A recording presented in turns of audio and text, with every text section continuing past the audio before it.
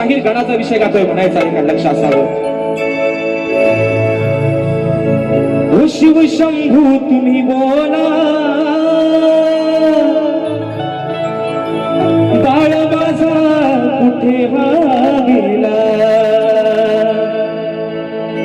अंगाच्या मळापासूनी मी त्याला होता बनवीला. देवा पार्वती माते जेव्हा अंघोळी करून बाहेर आल्या, पाहते तर काय पहारात बसलेला माझा गणपती बाप्पा कुठेतरी दिसेना होत, ज्याचा शिर उडवलं गेलं होतं. बघा शिवशंकरानं ते का उडवलं, कशासाठी उडवलं.